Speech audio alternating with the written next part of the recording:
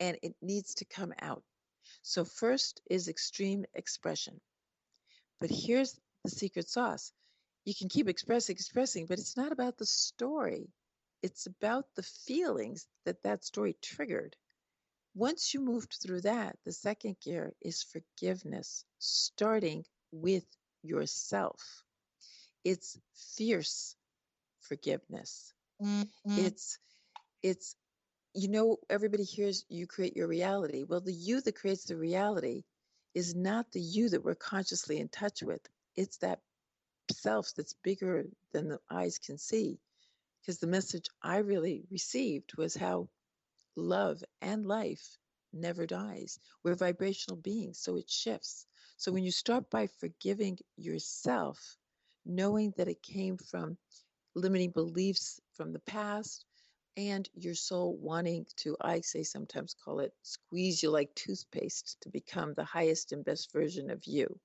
So the forgiveness is the second gear. The third is appreciate yourself for doing the best you know how, and then you turn it over to that supreme power to actually take the burden from you.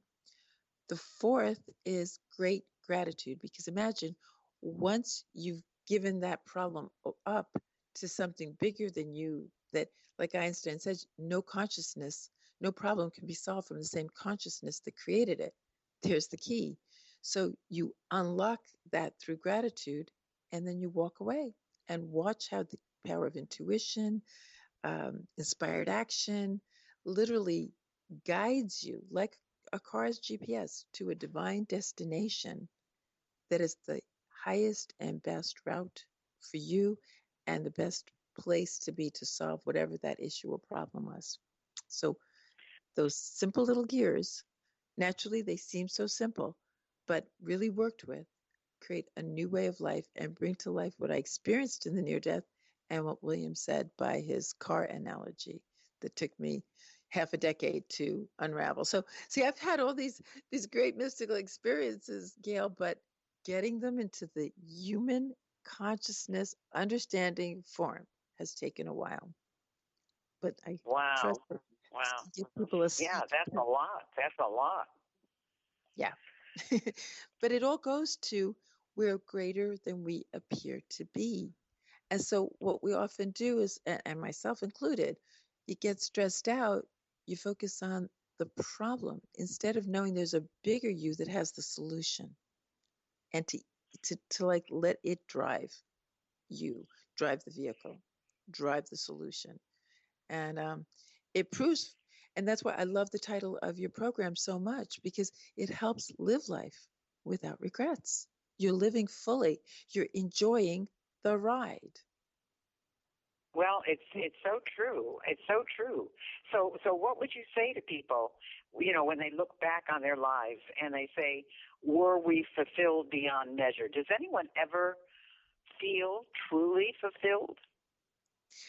I believe so. I believe those who have gotten into more of the conscious awareness of what I like to say turns them on, lights them up, that fire, that soul energy that we have.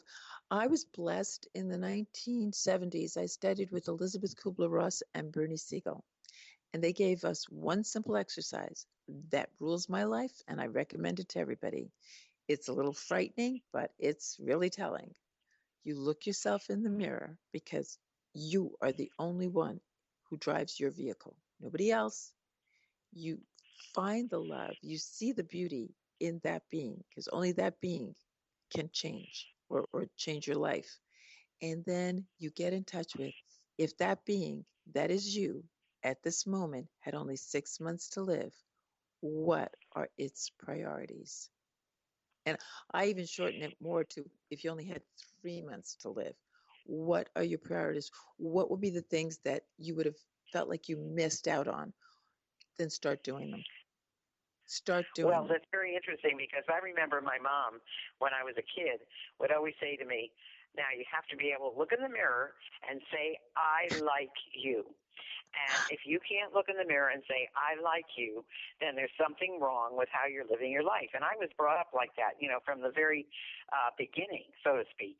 And I think that's so true. You have to drive your own life. And I think that's also, I was talking with someone about that this week and saying how important forgiveness is. There are people who cannot forgive people. I mean, it seems impossible, but they just don't seem to be able to forgive people. And if you don't forgive people, you're going to have that on your conscience and in your being for a very, very, very long time, and that takes you down. So I think that everything that you're talking about is so important, Tianna, because it's all a part of who you are and how you operate and what you do and so forth. And that's just such a big part of it. But now, if people wanted to find you, because you do so many things, if people want to find you, where would be the best place to get in contact with you? Well, they can shoot me an email at drtianna@gmail.com. It's just drtianna at gmail.com. And for anybody who wants to kind of get an experience of frequency beyond their physical form, and a little bit of a tidbit of what I talked about of the how to jumpstart your new year, and a little more of the GPS code, I've got a gift for your audience, if that's okay to give it to them. Absolutely. It's yourgpscode.com/gifts. And just go there, just avail yourself of Yourgpscode.com and then /gift. / what? Gift. Gift. Okay, fantastic. Mhm. Yeah. And Gail, I wanted to applaud your mom, and what a great beginning, because you received it in the earliest time when really most of our belief systems are structured. So bravo to your mom, and kudos to you to become the incredible human being you are, and the way you're a blessing. Look at the foundation. I just Well, applaud you. what I think is so funny is that when people say to me, who was your biggest mentor? And of course, in my day, they really didn't have a lot of mentors, but I always say my mom, because of just how she brought us up. And again, to go a step further, my mom didn't have a high school. I mean, she had to leave school in the 10th grade, because in those years you went to work to send your brother to college, and so she never had a formal education.